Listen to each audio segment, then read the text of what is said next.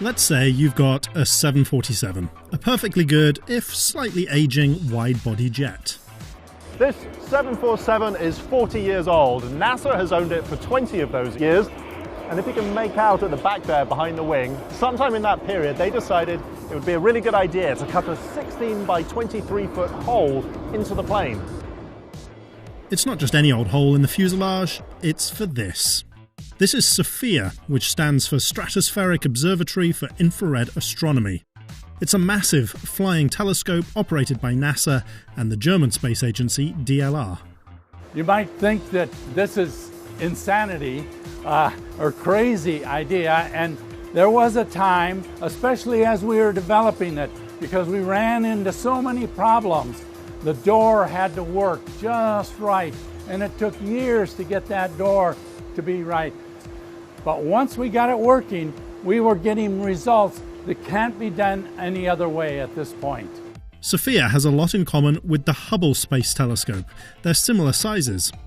But where Hubble concentrates on visible and ultraviolet light, which scientists use to make incredible full-colour images, Sofia looks primarily at infrared light, which means it can be used to study things like the clouds of gas that will give birth to new stars.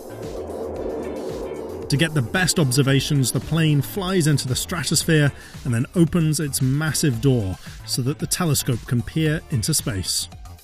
We climbed on board to have a look around with Eric Becklin, Sofia's chief scientist.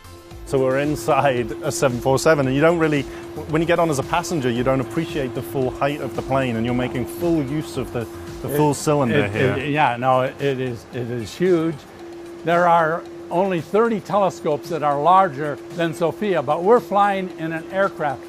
It's versatile too. New equipment can be fitted to make different kinds of observations. Because it's a flying telescope, it can be positioned nearly anywhere around the globe.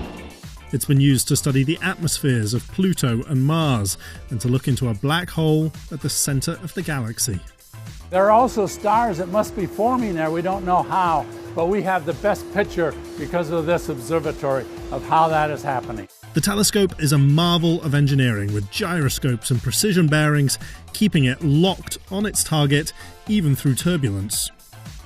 The thing I like about Sofia is that it brings together astronomy, which I love and I do, and it brings together airplanes. Everybody is excited about airplanes, but doing them together is really very special.